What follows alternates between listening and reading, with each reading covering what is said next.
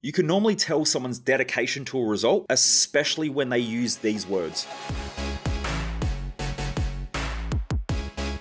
Driven Mofos, welcome back to another episode of The Underestimated Entrepreneur. For those of you who don't know who I am, I'm Michael Mojo. I'm the owner of Mojo Human Performance Institute, where we focus on business, mindset, and lifestyle hacking for driven mofos. And the reason why I do these podcasts or these episodes is because most people waste their life, and I just don't want you to be one of them. All right, let's talk about something cool today. Let's talk about human behavior and how you can easily understand and tell if someone's committed to a result or an outcome, or whether they're just consistently using smokescreens to delay the inevitable, which is normally them not getting results. All right, so when you're talking to someone, you'll hear people say, I should do that. Or, yeah, I might do it later on. Or, one day. You get those fantasy people that are like, yeah, one day I'll go to the gym and one day I'll start a business and one day I'll do this. These are normally words that just delay making a decision. Now, most people in our society who aren't getting the results that they want in life have a very common pattern. And that common pattern is poor decision-making skills. That's it. Most decisions get delayed. They get put off. And when someone does make a decision, it's normally a rush decision and they're not clear on what they want. And so because of that, they fuck it up, which then they beat themselves up, feel bad about making decisions, and then they just keep delaying decision making. And so the majority of times when I'm on the phone and I'm talking to business owners and I'm talking to people in general, you'll hear them say things like, yeah, I should do that. Oh, yeah, my husband or my wife should do that. Oh, my friend should do this.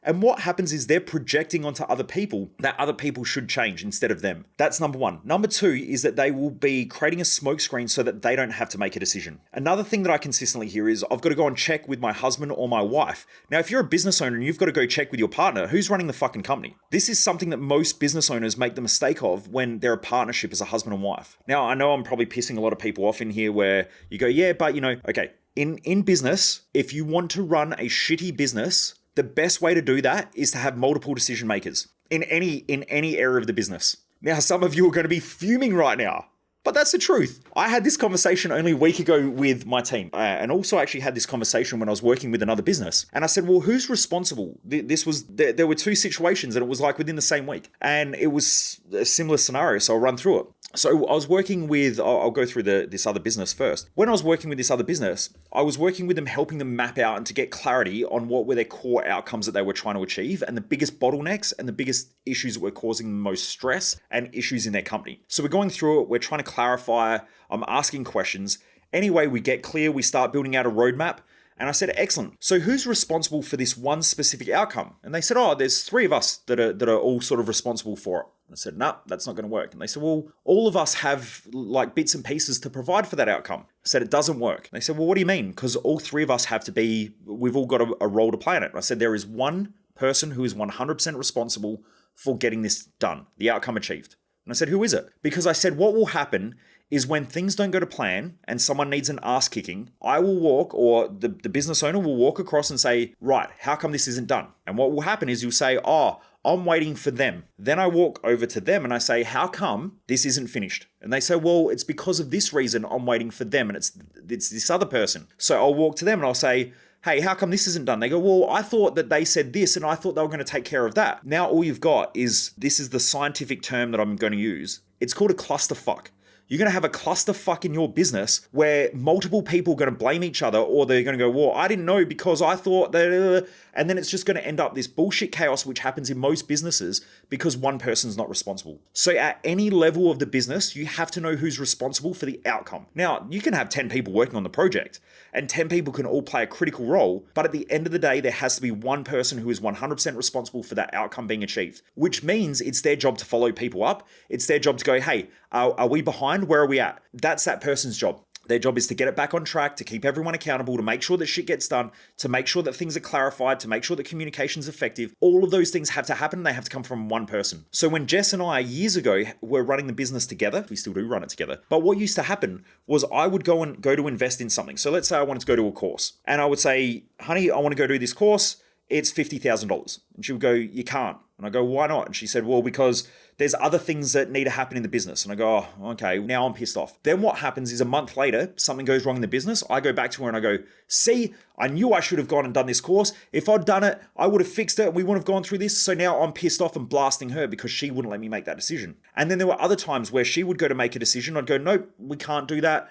These are the reasons why, and I'd hold her back. And I would look at her and she would look like she's being suppressed. So what I noticed was that when there wasn't one key decision maker, you both blame each other. And that was a massive eye-opener in our company. And so I ended up pulling Jess aside one day. We went out for breakfast and I said, right, if you want to be the CEO of the company now, if you look at any great company, there is one CEO, Chief Executive Officer. This is the person that runs the whole company. And if things don't work out in the business, it's their fault 100%. Now they can go and they have a leadership team. They might have an executive team. They might have a bunch of managers. But if they're not getting the results, then they go down their management line and they go and kick their asses. And if there's a team that's not working, then that manager gets in trouble.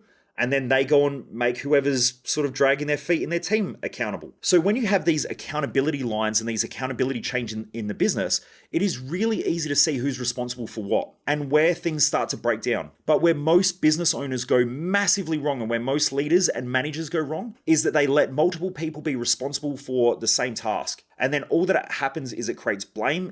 You get people who complain, you get people who bitch and moan, and it's the fastest way to destroy your business culture. So anyway, I'm out with Jess and I said, look, if you want to be the CEO of the company, you can be the CEO. Now, by the way, we only had like 4 staff or 5 staff at this stage. So it wasn't like, we're the CEO of this huge company. It was just that when you look at a leadership hierarchy, it's like, who is the final decision maker in this company? Who's the one who, when everything falls apart and turns to shit, whose fault is it? Is it mine or is it yours? If things work out though, then who's the one who gets thanked? What does that look like? And I said, if you want to be the CEO and you want all the stress and the hassles and the head fucks and all that stuff, take it on, it's yours. And she said, well, I don't want all that stress. And I said, excellent. So what you're saying is it's okay for me to step into that role. And she said, yes. And I said, well, here's the rules of that game. If I'm that person, I have final decision on everything that happens in this company.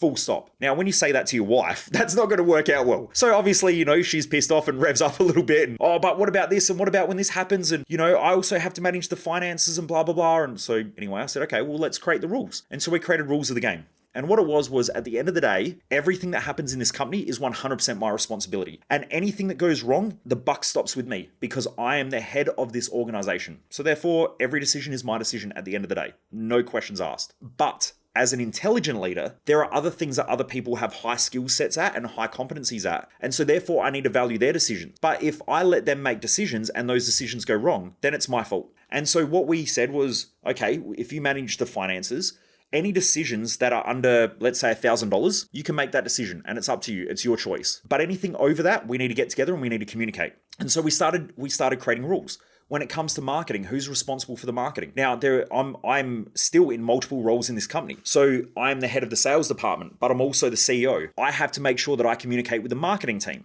Now we have multiple people in the marketing team, but we have one person who's responsible for the marketing. And then they manage the people in that marketing team. We have multiple people in the area of finance, but at the end of the day, Jess is the one who's 100% solely responsible to make sure that the finances operate in this company. Since we did that, everything runs so much smoother because you know what the lines of command are or the chain of command. If you don't have that, you're going to have multiple problems in the business. Also, if you go back, and I recommend that you read this book because it's a great little book. It's Jocko Willink. It's Extreme Ownership. Okay, he also did another good one, which is the dichotomy of leadership, I believe. But what he spoke about, because he's an ex-Navy SEAL, he said he realized in the Navy, if you have to lead more than 3 to 5 people, there's probably going to be chaos and miscommunication. So he had a rule that you create multiple leadership levels where someone can only be responsible for a maximum of 3 to 5 people before it goes to another level of hierarchy or another level of chain of command. And well, I thought, this is interesting. So we've done that now in our business as well. There shouldn't be any more than 3 to 5 people underneath another person or communicating with that other person. Now, it doesn't mean you need to create a specific role for them, but you might have a leadership team, you might have a senior leadership team, you might have a senior implementation team,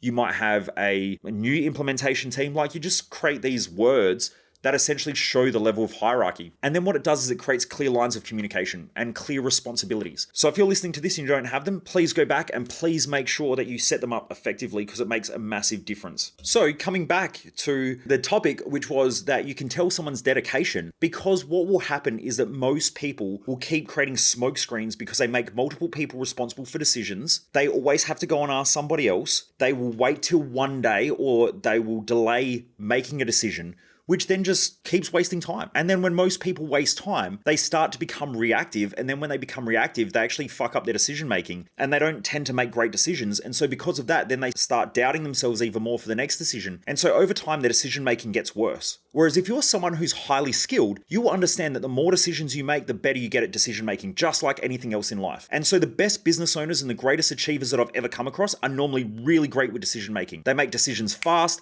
they make a lot of decisions, they push hard, they will just commit to things and then figure out things along the way, versus everybody else is always just delaying things. Okay, it's not their decision, they'll blame someone else, they have to go and ask someone else. It just destroys their decision-making ability. So what I do know is that great business owners get better with decisions over time. The majority of the population get worse with decision-making over time. Okay, and that's all that it is. And then the people who are normally bad with decision-making keep wasting time, then they beat themselves up for not only bad decision making, but for wasting time. Then when they waste time, they become more reactive, they get more stressed out, then they go to make another decision, they do something stupid, then they beat themselves up and they think that, it's the decision, it's a bad decision, but it's just that they haven't honed their decision-making skills. They don't even know what they want. And that's also another thing, is that people who just delay the inevitable don't actually know what they want. So the majority of the week that I talk to people over the phone, most people don't actually know what they want. They can't identify what the problem is, they don't know what the solution is, they don't know the direction that they're going, they don't know what they're committed to.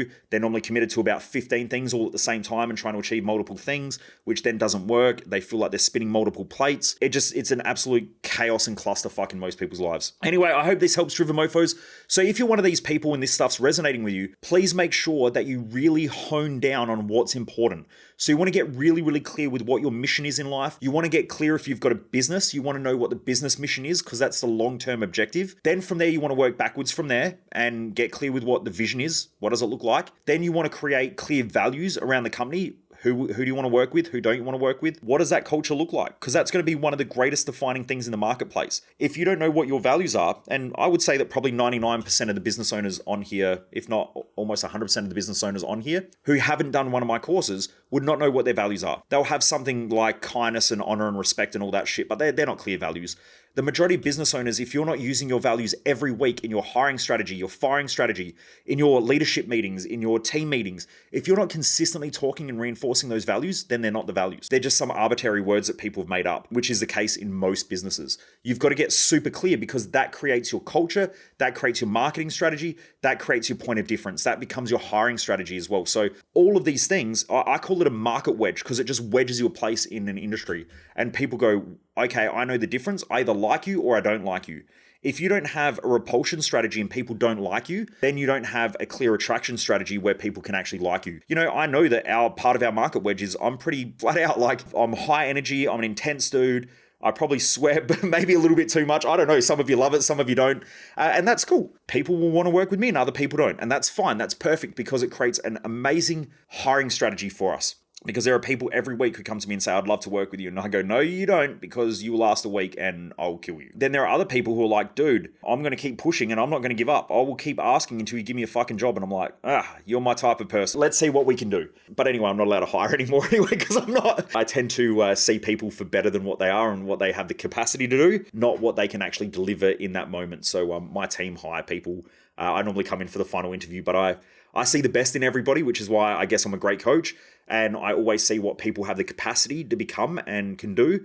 But that's not a great strategy for hiring, especially when, I tend to hire people because I just like them. And then I try and develop all these skill sets in them. And after a while, I just get frustrated, especially when they start giving up or burn out or whatever. So my team hire someone because they're competent. Different hiring strategy to me. But I do know how to build that culture and stuff like that in the businesses. And that's normally what most people don't do well. So please make sure you're really thinking through this stuff and just get really, really clear. Sometimes it's not what you're prepared to do that matters. It's what are you prepared not to do? What are you prepared to give up? Just in order to stay focused. And sometimes in order to be a good decision maker, and you've got to decide what not to do. Also as well, in order to be a good decision maker and in order to achieve the things that you want, you've got to have those tough conversations, whether it's with your husband or wife or your intimate partner, or whether it's with a board of directors, or whether it's with people around you, and set out clearly defined boundaries. Because if not, then everyone keeps crossing them, and then everything just ends up a shitstorm, and no one knows what to do, and it just becomes really, really hard to make decisions, and then people get blamed, and it ruins the culture. Anyway, I hope that helps, Driven Mofos. If you haven't jumped across to our No BS Business Hacks Facebook group, just go to the search bar on Facebook, type in No BS Business Hacks, and it will come up. You'll see it says No BS Business Hacks for Driven Mofos. I'm posting content, tips, tools, templates, all that stuff in there where you can just go in there, download templates. I'm doing Q&As on Wednesdays, I believe. We have Focus Fridays. I do Mindset Monday. Tuesdays is all about wealth creation, finance, all of those important things to do with money, sales and marketing. Thursdays is all about operations and operational efficiency in the business. So jump across if you haven't already done so and get in that group. Anyway, have an awesome day, Driven Mofos. Remember, never underestimate the dream.